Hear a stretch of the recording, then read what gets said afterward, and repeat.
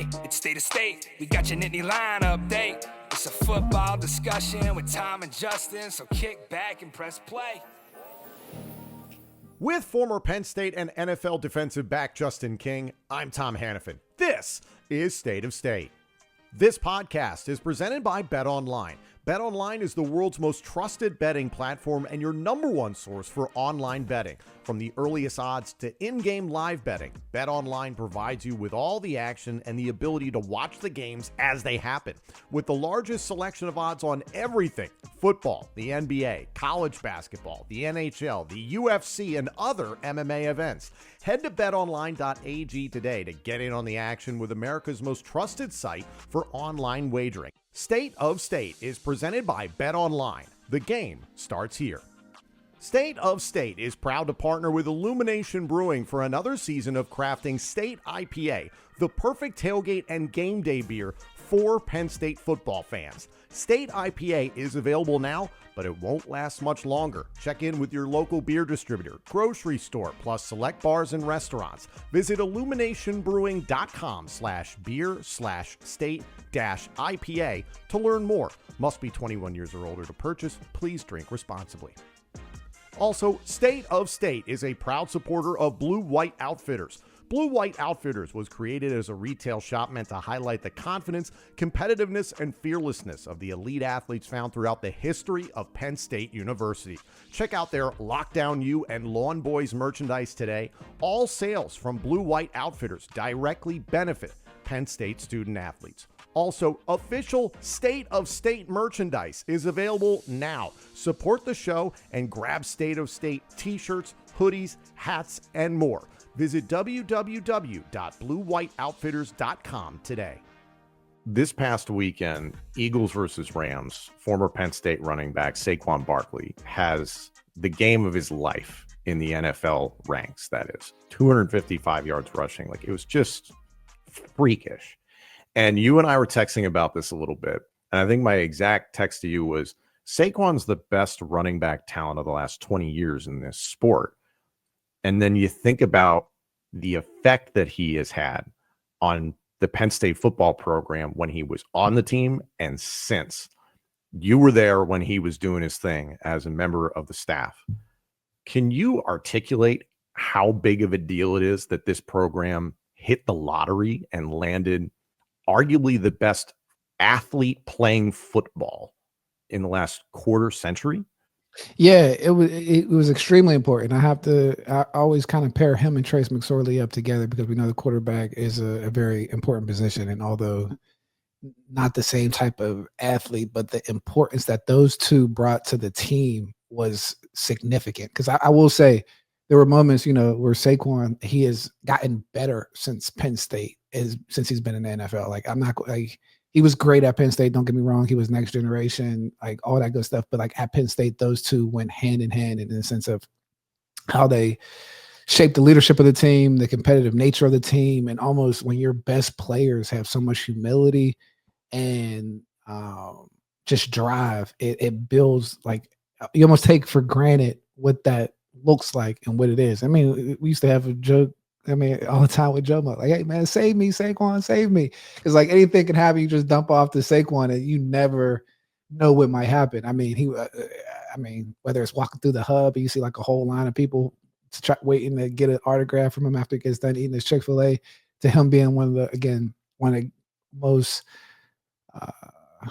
one of a superstar with the most humility that I've probably ever witnessed, right? When you start to understand his recruiting journey, him being recruited or committed to Rutgers and then coming to Penn State, he always kind of operated in this place of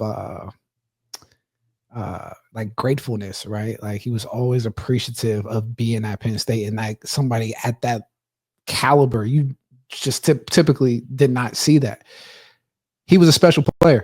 I mean, anytime he touched the ball, like things that we would see, like we were looking at like some coaches that are across the country now, we would like, did we just see what we saw? Like the same way you see like the Eagles on the sideline, he's jumping over people. We were like that at Penn State. And he covered up so many gaps on those rosters. And when I say those two guys, they covered up so many gaps on that roster to the point where like that's where a lot of my base comes from when I look at this roster and how they're moving now. how much better these teams were than those teams, even though they won the Big Ten championship, even though they won 11 games and done different things like that. They, like Saquon and Trey, like those were some special football players. And I mean, you talk about just elite competitive nature. I mean, like he was like one of the last guys that played in like the Fiesta Bowl, went off against them. He was gonna be a top 3 pick. And like he just didn't see any yellow or red light. It was always gold and green when he practiced.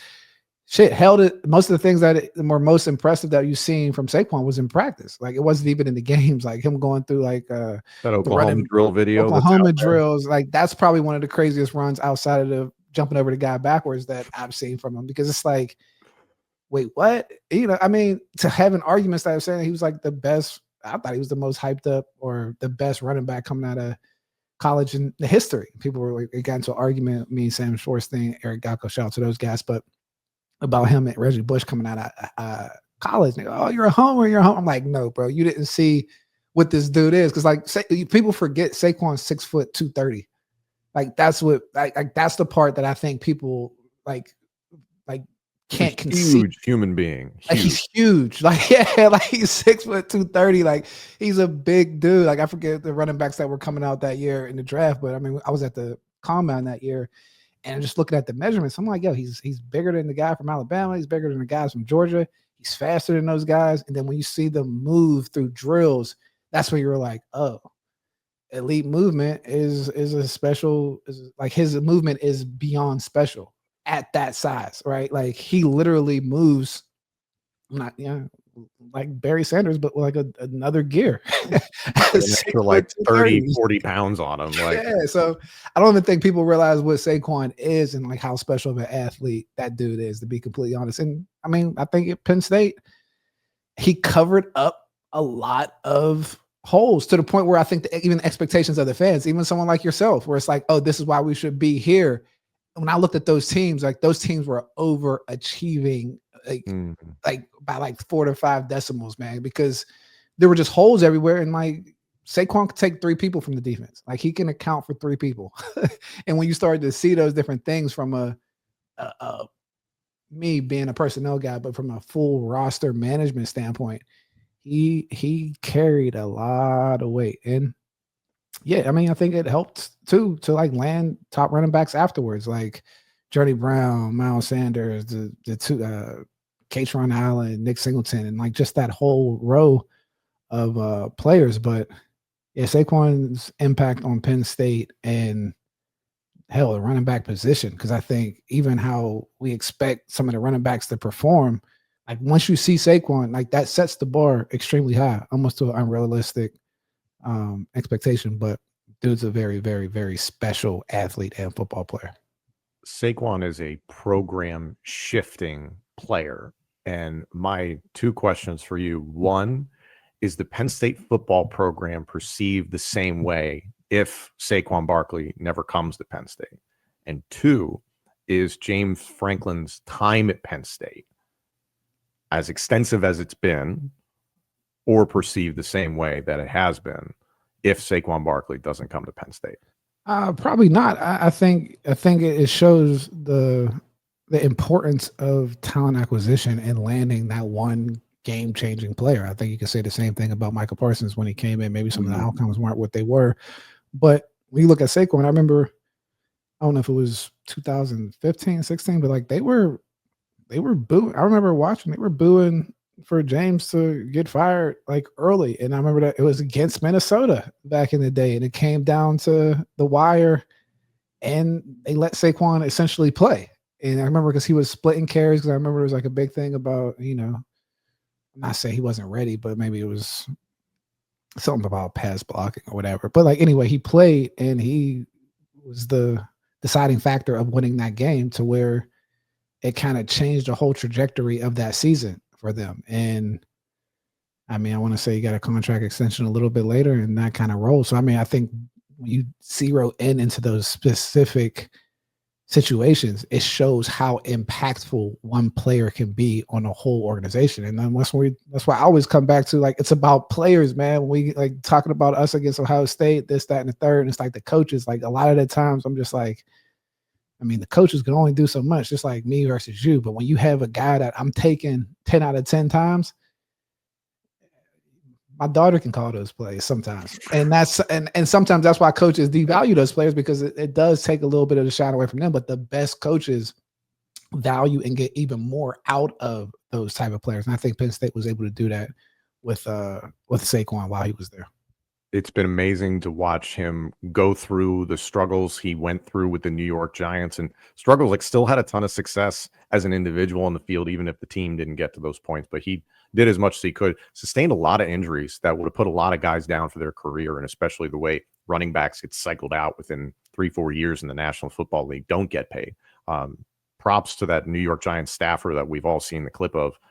There are very few difference makers at running back in the National Football League, especially in college football. There are very few difference makers, period, in this sport. That's why you talk about talent acquisition so much. Everything you do with LIG Sports Group is so important, because if you get those guys, it masks a lot of other things. And again, I ask the kind of, open-ended question to our fan base, people that watch and listen to this. Does the Penn State football program look and feel the same if Saquon Barkley doesn't come to this team? If Penn State doesn't win the Big Ten championship in 2016, do you feel the way you feel about the team now and James Franklin's regime if he doesn't come to Penn State? Because there are very few special talents like that, and that's why I will say I think he's the best athlete playing football right now, and perhaps the best athlete playing football in the last 20 years. You can argue that all you want. You can go the Lamar Jackson route, all those sorts of things. Defensive players like Michael Parsons, who we just mentioned, another Penn Stater. There's a lot of different examples and arguments you can make, but Saquon, truly special to the Penn State football program. Thank you all so much for joining us. This episode and our entire library of shows is available now on YouTube, Apple Podcasts, Spotify, and wherever else you get your podcasts. Also, let us know what you think of the show on social media, and check out all of our content on X, Instagram, and TikTok. Search for the handle @StateOfStatePod. State of State is presented by Bet Online and by Blue White Outfitters.